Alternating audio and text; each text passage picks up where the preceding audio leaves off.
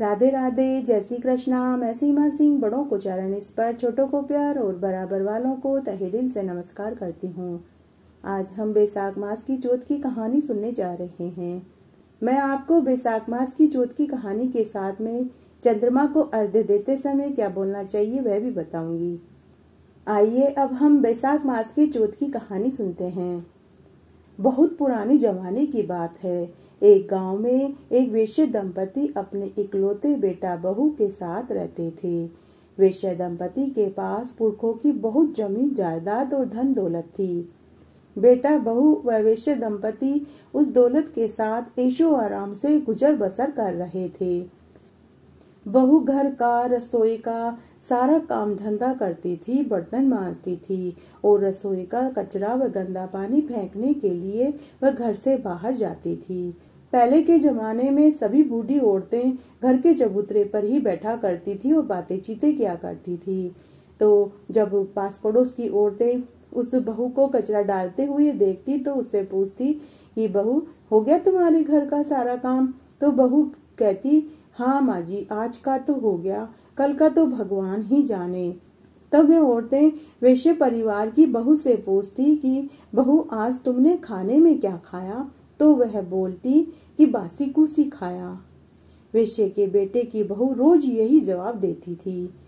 इस तरह समय बीत रहा था। तब एक रोज की बात है कि वैश्य के बेटे की बहू घर का कचरा फेंकने के लिए जब घर से बाहर आई तब वापस वही पड़ोस की औरतें अपने अपने घर के चबूतरे पर बैठी हुई मिली। तो उन्होंने फिर से वही पूछा कि बहू, आज तुमने खाने में क्या खाया? तब वैश्य परिवार की बहू ने वही रटा हुआ जवाब दिया कि बासी कुसी खाया है। उस समय उसका पति वहीं खड़ा था और उसने अपनी पत्नी की यह बात सुन ली। तब उसने मन ही मन सोचा कि अभी अभी हमने गर्म भोजन खाया है, फिर ये पड़ोस की औरतों को झूठ क्यों बोल रही है कि मैंने बासी कुसी खाना खाया। तब दूसरे दिन वैश्य के बेटे ने अपनी माँ से खीर पूरी बनवाई। तब वैश्य दंपति और बेटा बहू ने चारों ने बैठकर खीर पूरी खाई और खूब आनंद किया। तब शाम को रसोई के बर्तनों का गंदा पानी फेंकने के लिए जब वैश्य परिवार की बहू घर से बाहर गई तब उसका पति उसकी बात सुनने के लिए छिपकर खड़ा हो गया। उस दिन भी औरतों ने बहू से पूछा कि बहू, आज खाने में क्या खाया?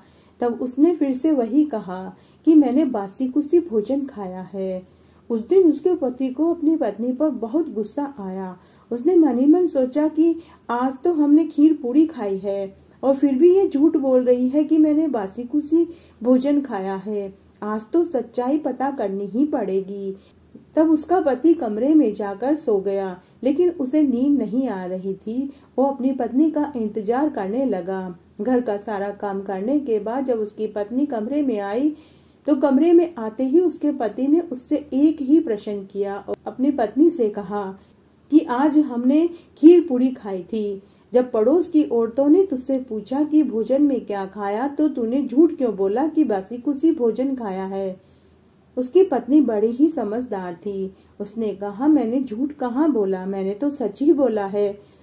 आप अपने दादा परदादाओं की कमाई खा रहे हो, आप तो कमाते नहीं हो, इसलिए यह भोजन तो मेरे लिए बासी कुसी ही हुआ। अपनी पत्नी की बात सुनकर वैश्य के बेटे के मन में यह बात घर कर गई। उसे पूरी रात नींद नहीं आई। सुबह होते ही उसने अपने माता पिता से कहा कि मैं परदेश कमाने जाऊंगा। वैश्य दंपति ने अपने बेटे से कहा कि बेटा, हमारे पुरखे इतनी जमीन जायदाद धन दौलत छोड़ कर गए हैं कि अगर हमारी 7 पीढ़ियां बैठकर खाए तब भी धन खत्म नहीं होगा। पुत्र, तुम क्यों बाहर कमाने जाना चाहते हो? पुत्र, हम गिनती के 4 जने हैं, हमें कितना धन चाहिए? पुत्र, तुम हमारी आंख का तारा हो, अगर तुम हमें छोड़कर परदेश कमाने चले जाओगे तो हम किसके सहारे जिएंगे? बेटा, हम तुम्हें देखकर ही उठते हैं और तुम्हें देखकर ही सोते हैं, अगर तुम ही चले जाओगे तो हम कैसे जिएंगे? लेकिन माता पिता की बात का बेटे के ऊपर कोई असर नहीं हुआ, तो उसने जिद पकड़ ली। तब बेटे की जिद के आगे वैश्य दंपति को हार माननी ही पड़ी। तब वैश्य दंपति का पुत्र परदेश कमाने के लिए चला गया। परदेश में उसे एक सेठ के यहाँ मुनीम का काम मिल गया। वह वहाँ पर बहुत ईमानदारी से काम करता रहा। थोड़े ही दिनों में उसने अपने सेठ का विश्वास जीत लिया। तब सेठ ने अपना सारा कारोबार उसके ऊपर छोड़ दिया और स्वयं तीर्थ यात्रा के लिए चला गया। इधर सास ने बहू से कह रखा था कि बहू, चूल्हे की आंच और परिंदे का पानी कभी भी खत्म मत होने देना। लेकिन एक दिन गलती से चूल्हे की आंच भी बुझ गई और परिंदे का पानी भी खत्म हो गया। उस समय सासू माँ मंदिर गई हुई थी। तब बहू ने सोचा कि अगर सासू माँ को पता लगेगा तो वो डांटेंगी, इसलिए वह जल्दी जल्दी में पनघट पर गई और पीने का पानी भर लाई और पड़ोस में आंच मांगने के लिए चली गई। वैश्य परिवार की बहू ने देखा कि पड़ोस की औरतें पूजन कर रही थी और कथा कहानी सुन रही थी। तब उसने औरतों से पूछा कि आप ये किसकी पूजा कर रहे हो और किसका व्रत कर रहे हो, मुझे भी बताओ। ये किसका व्रत है और पूजन हो रहा है और इस व्रत और पूजन करने से क्या फल मिलता है।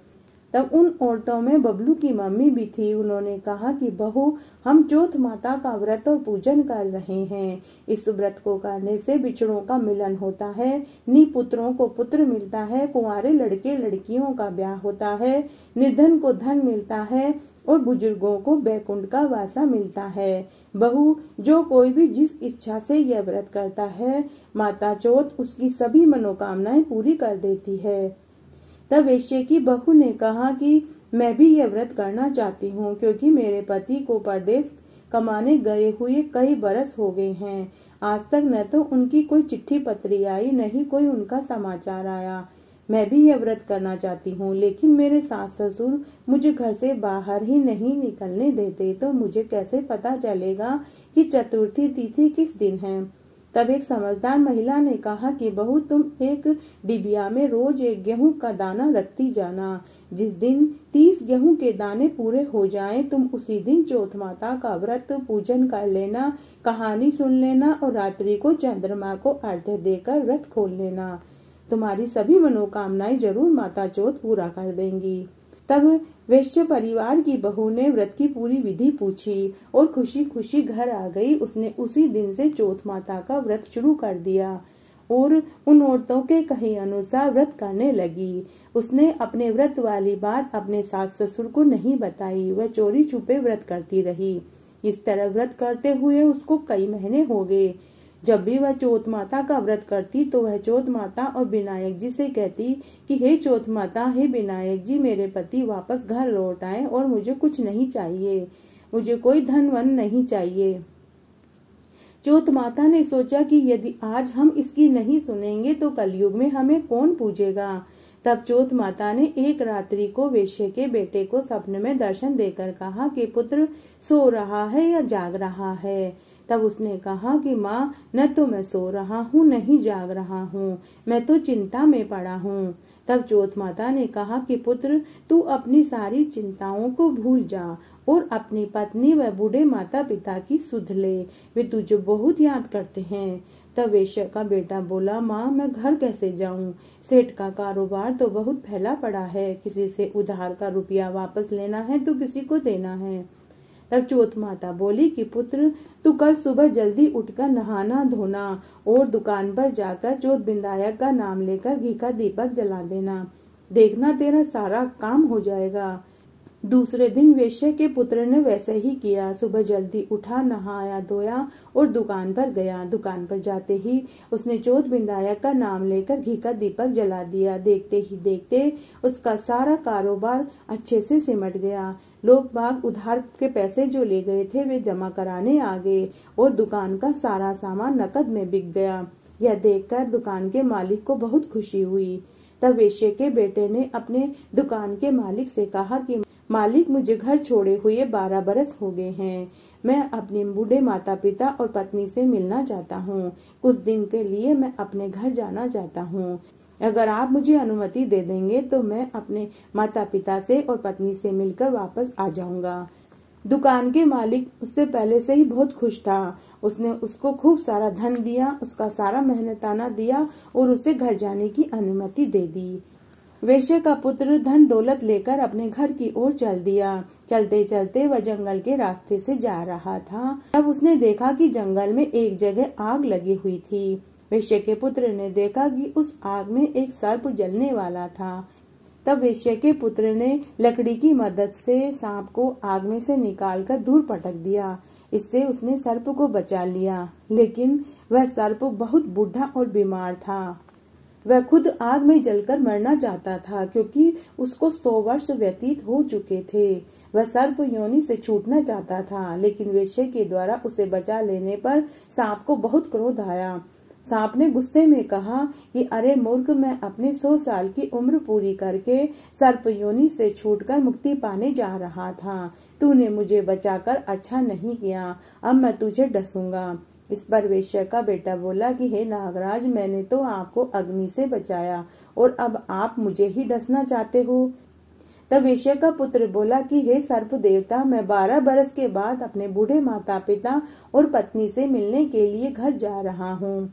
जब मैं अपने माता पिता और पत्नी से मिल लूं तो आप मुझे डस लेना।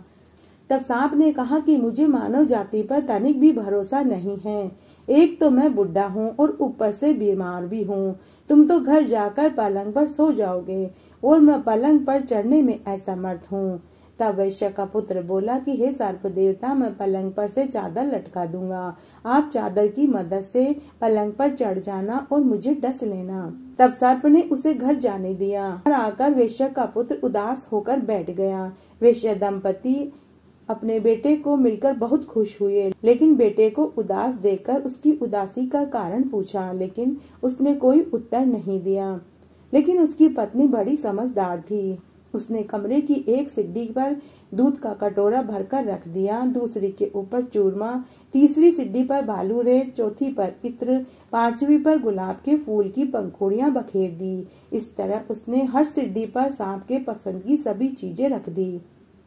अर्धरात्रि को सांप फण फैलाता हुआ, फुफकारता हुआ वेश्या के घर पहुंचा।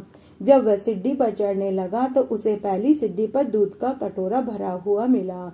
सर्प बहुत भूखा था, उसने पूरा दूध पी लिया। फिर दूसरी सीढ़ी पर उसे चूरमा मिला तो उसने चूरमा खाया। तीसरी सीढ़ी पर बालू रेत मिली तो वह उसमें लौटने लगा। चौथी पर इत्र मिला तो उसने उसको सूंघा तो वह मदहोश हो गया। फिर पांचवी के ऊपर गुलाब की पंखुड़ियां बिखरी हुई मिली तो सांप उसके ऊपर थोड़ी देर के लिए सो गया। तब सांप बोला कि हे वेश्या पुत्र, तूने तो मुझे बहुत खुश कर दिया, लेकिन मैं तो वचन से बंधा हुआ हूँ, इसलिए तुझे डसना तो पड़ेगा ही। तब चौथ माता और विनायक जी ने सोचा कि अगर आज हमने इसके सुहाग की रक्षा नहीं करी तो कलयुग में हमें कौन पूजेगा। तब चौथ माता तलवार बन गई और विनायक जी ढाल बन गए। जैसे ही सर्प वेश्या के पुत्र को डसने लगा, तभी चौथ माता और विनायक जी ने सांप के 2 टुकड़े कर दिए, लेकिन फिर भी सर्प जीवित रह गया। तब सर्प के आगे का मुंह वाला हिस्सा वेश्या के जूते में जाकर छिप गया और सर्प सोचने लगा कि जब सुबह वेश्या का पुत्र सोकर उठेगा और जूतियां पहनेगा तो मैं उसे डस लूंगा। चौथ माता और विनायक जी अंतर्ध्यान हो चुके थे। उधर ही चींटियों का एक बिल था, जिसमें खूब सारी चींटियां ये देख रही थी। चींटियों ने मनी मन सोचा कि वेश्या के बेटे की बहू रोज हमें चीनी और आटा खाने को देती थी। चौथ माता और विनायक जी ने तो इस सर्प को मारा, लेकिन अभी वह पूरी तरह से मरा नहीं है। अभी भी इसकी काली जीभ वेश्या के जूते में जीवित है। तब सभी चींटियों ने एक साथ उस सर्प के जीवित अवशेष पर हमला बोल दिया और सारी लाल चींटियों ने उस सर्प के अवशेष को खाकर चट कर गई। वेश्या पुत्र को नींद नहीं आ रही थी, वह लेटे लेटे यह सब कुछ देख रहा था। जब उसने देखा कि सर्प पूरी तरह से मर चुका है तो उसे बहुत खुशी हुई। उसने अपनी पत्नी को जगाया और कहा कि मुझे नींद नहीं आ रही है, तुम मेरे साथ थोड़ी देर के लिए चौपड़ पासा खेलो। तब दोनों पति पत्नी देर रात तक चौपड़ पासा खेलते रहे। फिर रात को देर से सोए तो सुबह जल्दी नहीं उठ पाए। वेश्या दंपति को सुबह जल्दी उठने की आदत थी तो वे उठ चुके थे, लेकिन बहू को उठा हुआ नहीं देखा तो सास ने अपने पति से कहा कि देखो, बेटा तो परदेश से आया था तो थका मांदा था, इसलिए वह नहीं उठा, लेकिन आज तो बहू भी नहीं उठी। तब दोनों वेश्या दंपति अपने बेटे के कमरे में देखने के लिए गए तो उन सीढ़ियों पर बहुत सारा खून बिखरा हुआ मिला। तब वेश्या दंपति जोर जोर से रोने और चिल्लाने लगे कि किसी ने हमारे बेटे बहू को मार दिया। माता पिता के रोने की आवाज सुनकर उसके बेटा बहू की नींद खुल गई। तो बेटे ने अपनी माँ और बाबूजी से कहा कि माँ बाबूजी, हमारा बैरी दुश्मन मारा गया, आप बाहर सफाई करवा दीजिए, तभी हम बाहर आएंगे। तब माता पिता ने सीढ़ियों की सफाई करवाई। तब बेटा बहू कमरे में से बाहर आए। बेटे ने अपनी माँ से पूछा कि माँ, तुमने मेरी दुआ सलामती के लिए कोई व्रत उपवास या दान पुण्य किया था क्या? माँ ने कहा, बेटा मैंने तो कोई व्रत उपवास और दान पुण्य नहीं किया। तब बहू ने अपने सास ससुर और पति से कहा कि मैं हर महीने की चौथ का व्रत करती थी। तब सास ने बहू से कहा कि तू कब व्रत करती थी? मैं तो रोज तुझे 4 समय का भोजन देती थी। तब बहू ने कहा कि सासू माँ, मैं महीने की चतुर्थी का व्रत करती थी। तब उस दिन सुबह का भोजन मैं पनिहारिन को देती थी, दूसरी बार का भोजन मैं गाय को देती थी, तीसरी बार का भोजन उटियाड़े में गाड़ देती थी और चौथी बार का भोजन मैं रात्रि में चंद्रमा को अर्घ्य देकर खुद खाकर व्रत खोल लेती थी। अगर आपको मेरी बात पर विश्वास नहीं है तो आप सबसे पूछ सकते हो। तब सास ने पनिहारिन से पूछा तो उस पनिहारिन ने कहा कि हाँ माँ जी, आपकी बहू महीने में एक दिन मुझे सुबह भोजन दिया करती थी। बछड़े से पूछा तो उसके मुंह से फेफ के फूल झड़ने लगे। उठियाड़े को खोद कर देखा गया तो उसमें सोने चांदी के सिक्के मिले। तब सास ने बहू के चरण पकड़ लिए। तब बहू ने कहा, सासू माँ, उल्टी गंगा नहीं बहती है, मैं आपके चरण पकड़ूंगी, आप विनायक जी और चौथ माता के पांव पकड़िए। तब सास और बहू अब हर महीने की चौथ का व्रत करने लगी। तब बहू ने अपनी सास से कहा कि सासू माँ, मुझे बैसाख मास की चौथ का उद्यापन भी करना है। तब सास ने बहू के बैसाख मास की चौथ का धूमधाम से उद्यापन करवाया।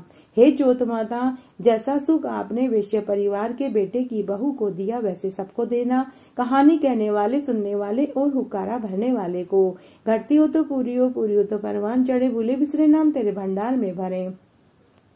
रात्रि को चंद्रमा को अर्घ्य देते समय यह बोला जाता है, चांदा हेलो उगियो, हरिया बास कटाए, साजन उबा बारने, आखा पाती लाए, सोना किसी सांकली, गले मुत्या कुहार, बैसाख चौथ का चांद ने, अर्घ देवता, जीवो वीर पुत्र भरतार। इस तरह आज मैंने आपको बैसाख मास की चौथ की कहानी सुनाई। मेरे साथ बने रहने के लिए आपका धन्यवाद। आगे की कथा कहानी के लिए भी आप इसी तरह मेरे साथ बने रहें। धन्यवाद।